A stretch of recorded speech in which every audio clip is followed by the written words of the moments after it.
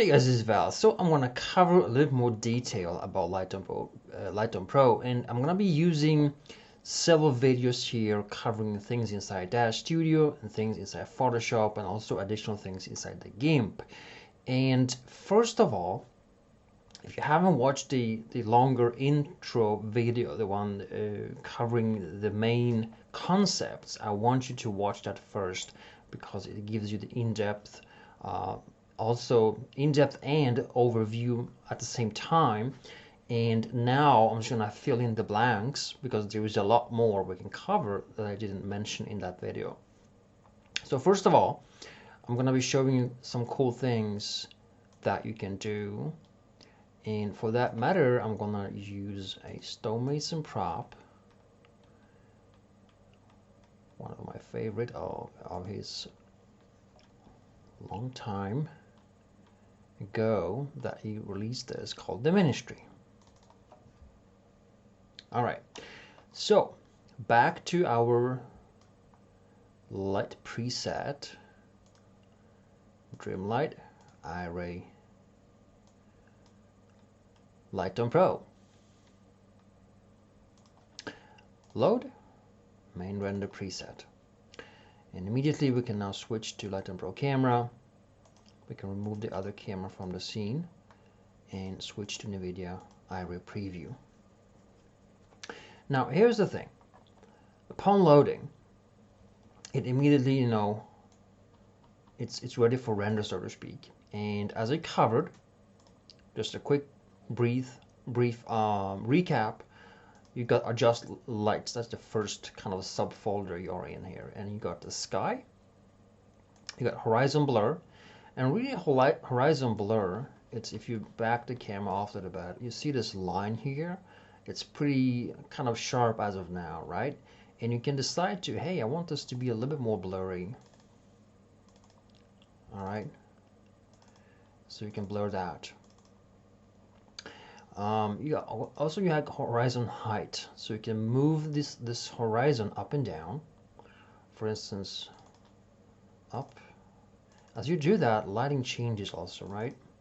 So it's like it becomes sunset.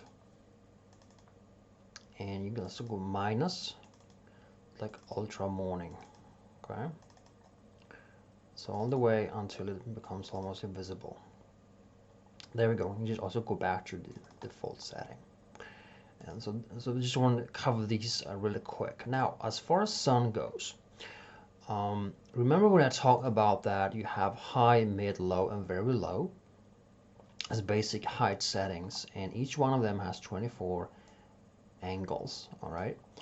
And these angles are true when the camera, the Lightroom Pro camera, is facing straight up in your scene.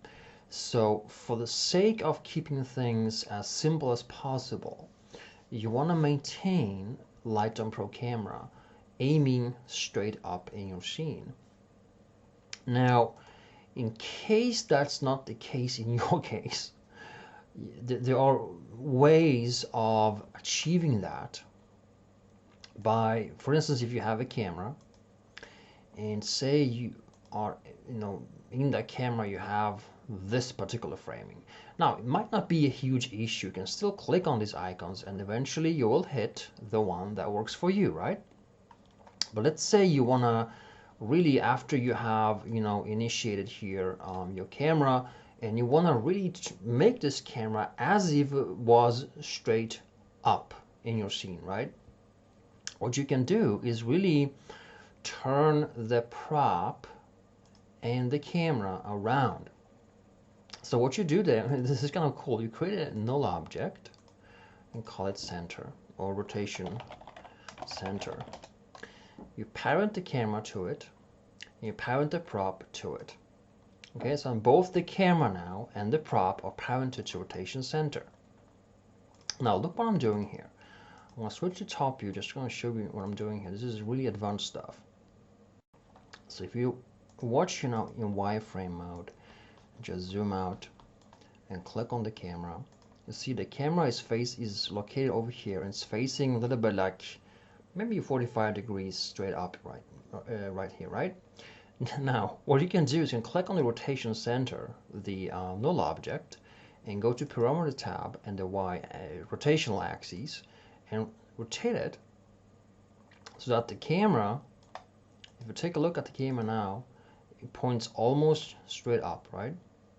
So just a little bit more.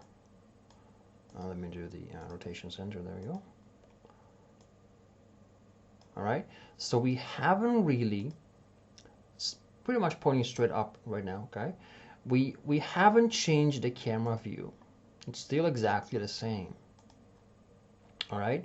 But right now, lighting falls towards the camera. So now instead of hitting the wall, if I want to, now it now follows exactly as these icons the way it's designed. So if I now select straight towards the camera, I'm gonna get the light straight towards the camera. All right, and if I choose different angles, those angles will now follow here. And so this is something you can do if you want to. You can rotate the whole scene and the prop with it to maintain this stuff, or you can just ignore it. It's kind of funky. You don't have to do all that weird stuff. And very important, when you're using the camera, let me just undo that. Let me do the remove. Yeah, if you want to render, you don't want to use the camera you have. You want to use the Lightroom Pro camera, okay? So if you have a camera already, copy it and just paste it on to the Lightroom Pro camera. It's Ctrl+C to copy, Ctrl+V to paste, use Command on the Mac. And then you switch over to Lightroom Pro camera. This is the camera you want to have when you render, because this camera has this calibrated camera filler. Then you can remove that camera. All right, so now, here's the thing. This camera filler, right now when you just load Lightroom Pro, it's in design mode. So pretty much what it shows, if you go to layers, it shows this one, the sky and sun preview. Okay, this is what we are seeing right now, the sky and sun preview. You can also switch to preview all. That will give you the sun, sky, and the filler. So now the filler, if you take this one, it's now on, and you can sense it if you turn it off and or turn it on. But really, you don't want to, end up rendering these layers here. So as you keep switching them, they use different modes and all that. But the thing is, these preview, I call them preview, you don't want to render, these layers, because you end up having everything combined. And the whole concept of Lightroom Pro is to not have everything combined. You want to separate things, as you saw in the main video, right? So these preview icons are just there to show you how things can look like, or how it just like basic. It's like a flashlight. When you're setting your real lights, you have this flashlight on, or some kind of working light, so you can see the angles, but you don't render this. Okay, so don't render preview and all. You want to render these sun, sky, filler. All right, then you have custom is when when you are using like when you're using, let's say you have an additional spotlight in your scene, or point light way back in the room. Let's say you do that. So I'm going to show you how to add that. New point light. I'm just going to raise it off the ground, put it way back in the room, and increase its intensity a little bit. This is just a quick example of that. It's right now showing, okay, in the scene, and pretty much the custom and filler are the same presets, render presets. So if I switch to sky, I no longer see that point light, right? And if I switch it to sun, I don't see the point light. But filler and custom differ in one area, and that is the filler says the filler must be on, obviously, right? But when you render the filler now, you don't want to have this point light on, and there is no way for me to turn it off automatically. So we need to turn off the point light if you have extra lights in order for the filler to render properly. Now if you go back and say you want to render the filler, you can click here. It's basically the same icon as the filler, but it says filler must be off. So it's just a kind of a action step for you that, okay, we are rendering now custom layer, so we're gonna turn off the filler, so just turn it off, but we're gonna turn on the point light, and that's your render right here. Okay, now something I didn't mention in the main video is that you do not want to move the camera while switching to the different layers. You have to keep the camera static, so do not move the camera, or you will just ruin the whole thing. So that was about, you know, sun, sky, filler, and custom. And each layer, for each of these layers, it doesn't matter which ones you are using here, you can always go to render intensity. And as far as intensity goes, you want to keep things, you know, you don't want to keep things too dark because that's going to be kind of noisy. You want to keep them bright, but not too bright, or else if you render a light, like in this case, it's kind of overexposed. It's hard to lower a light that is overexposed because it kind of limits the data it has. It becomes washed out and it's like white, and then it's dark, right? There's not so much gray zones in there. So there is missing components if you then tune down the light inside Photoshop. So I would rather keep the point light a little bit underneath its maximum level, like so. So you kind of feel that, okay, it's a little bit too dark for what I want to have.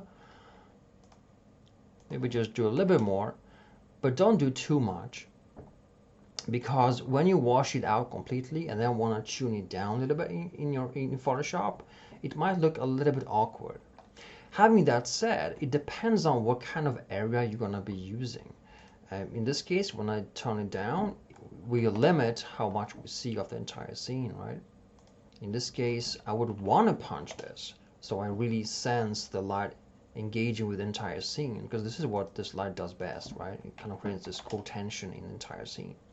So in this case, I would rather render with the overblown or overexposed back area, and this is something you have to live with. There are things, it's kind of like a trade-off. And you know, it's like in the real world, if you have a light back there and you want that light to illuminate portions of the room, you have to punch it quite hard back there and pretty much destroy the area back there. But then you have this cool effect over here, right? So that is a trade-off you have to do. Now, so that was about, you know, adding custom lights and all that. Back to render layers, and we talked about masks, okay? And in order for masks to work, you have to have the filler on. Off. So you have to keep the filler off while rendering the masks. And I won't go into detail on mask rendering right now. I will cover that a little bit later. But as you saw, masks can be very useful for creating effects behind, and also for adjusting particular layers or objects individually. If you render a layer or a mask of a character, you can adjust that inside Photoshop, right? Rim lights, I won't cover that right now either, because I kind of covered a lot about that in the main video, so it's no point in me doing that again. I even explained how to make the light softer and wider and bigger to embrace the entire character, both on the left and right side at the same time. And so what I'm instead gonna do, I'm gonna jump straight into Photoshop. I'm gonna show you some cool techniques and also showing you some stuff in the GIMP. And then we're gonna go back a little bit to the studio. I'm gonna tie in a few advanced techniques to wrap this up. So that's what I want to cover in this first video, and I'll see you in Photoshop next.